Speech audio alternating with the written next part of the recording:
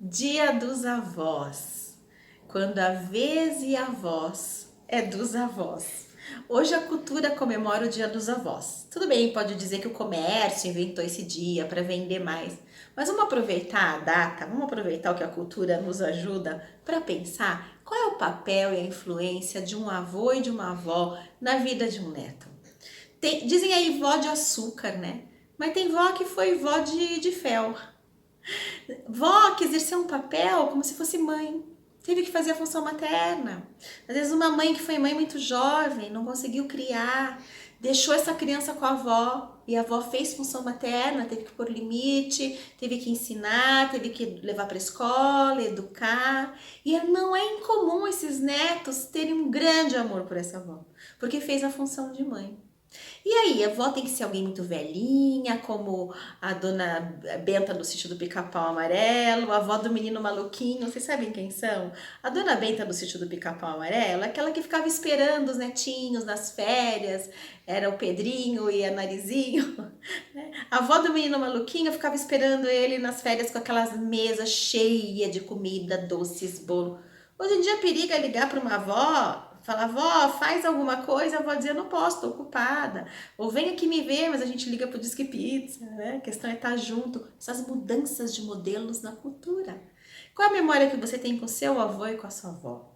E elas são heterogêneas, né? Por exemplo, a gente tem uma mãe, uma avó mãe da mãe e uma avó mãe do pai.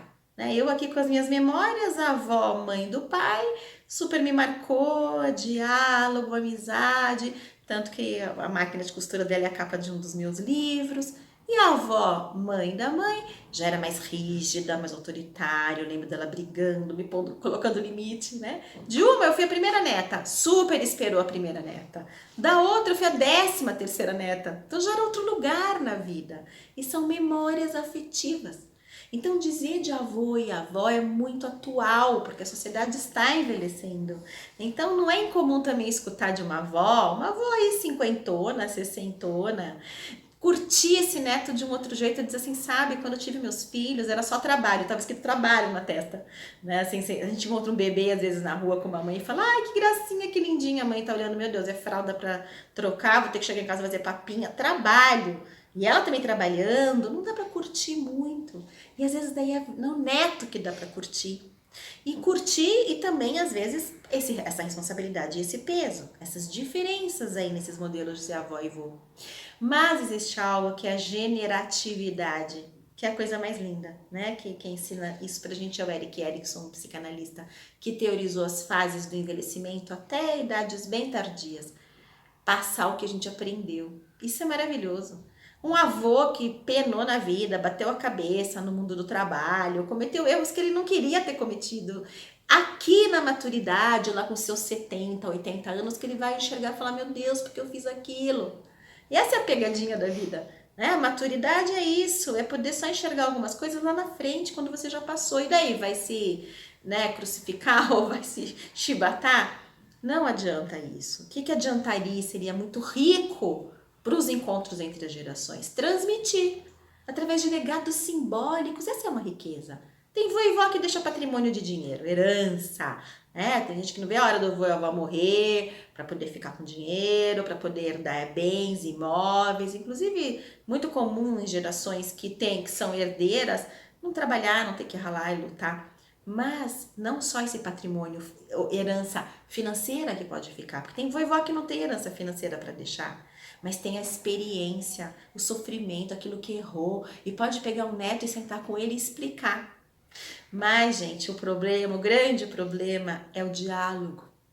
Porque, ai, não adianta, hoje é dia do vô e da avó. Fala para alguns uns netos, né, que são criança. Ligou pro teu vô e tua avó? Ai, que saco, ai, que chato. Já sei o que eles vão falar.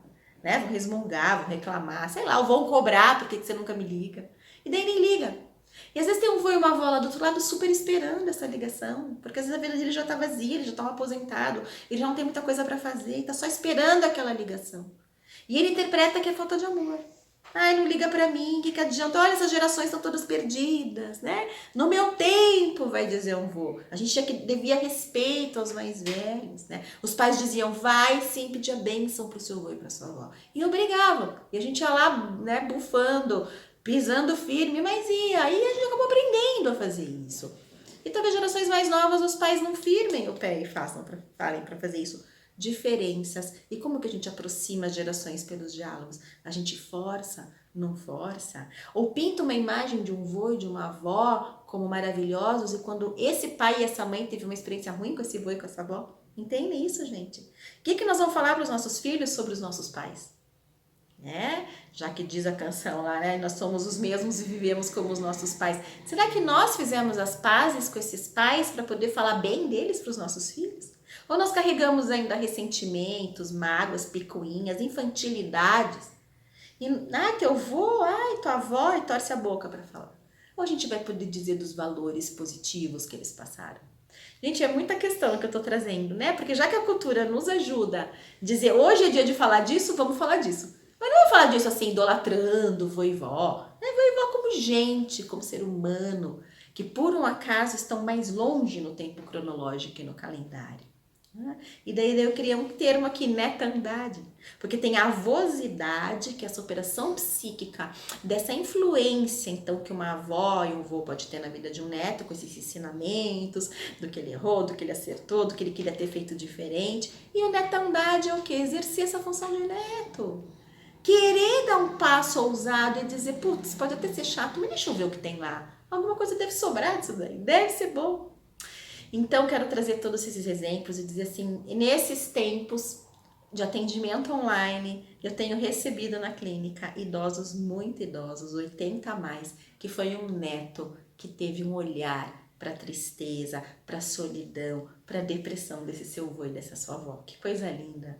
Sim, porque os netos, eles estão com esse frescor. Os netos estão com o frescor da tecnologia. Agora, em atendimentos online, que eu entrei na casa dos idosos, um neto ali com um joystick na mão, quer dizer, um controle de jogo, de videogame, e a avó não sabia nem o que era aquilo, e ele pôde explicar e contar. Ele pode dizer que ele está fazendo aula online no computador, a avó online, o que é isso? E daí, por sua vez, a avó pode contar para ele, sabe? Eu nem ia na escola, eu morava na roça. Eu aprendi com o irmão mais velho. Aí o netinho fala, surpreendente. Como assim surpreendente? Não conheço alguém que nunca foi na escola. Quanta riqueza um vô e uma avó devem ter para contar. Mas por falta de paciência, por pressa, que distanciam as gerações. É uma pena, porque são bibliotecas vivas, são grandes arquivos, são museus vivos. E museu a gente tem que ter paciência para olhar e desbravar. E de preferência com alguém que vai explicando e abrindo os nossos olhos, sensibilizando para a beleza da arte, a gente pode pôr arte nesta obra, que é a avosidade. Então eu gosto de brincar com a palavra a voz é dos avós, que essa voz vale a pena, que essa voz tenha peso e valor. Então que a gente faça todo um trabalho, gente, para aproximar gerações pelos diálogos, para que os arquivos não sejam queimados quando esse idoso for embora, quando esse avô, essa avó, mas que fiquem em nós esses legados, né? Eu aqui lembrando, hoje falando do que comia na casa de uma avó, do que outra fazia, elas estão vivas aqui hoje e mortas há tanto tempo. Então é isso que sobra dessa vida, são legados afetivos, legados emocionais e simbólicos. E eu quero te convidar a ter coragem. Já ligou para tua avó hoje? Já falou dela hoje? Já parou para pensar se é isso mesmo que contaram para você sobre o que é seu avô e sua avó? Será que foi a melhor versão que te deram? Como você vai deixar reverberar a voz dos avós? É isso aí. Um feliz Dia dos Avós para você que é avó, para você que ainda vai ser, para você que é neto. Então é isso aí. Vamos comemorar, celebrar e praticar a arte dos bons diálogos entre as gerações. Feliz Dia dos Avós!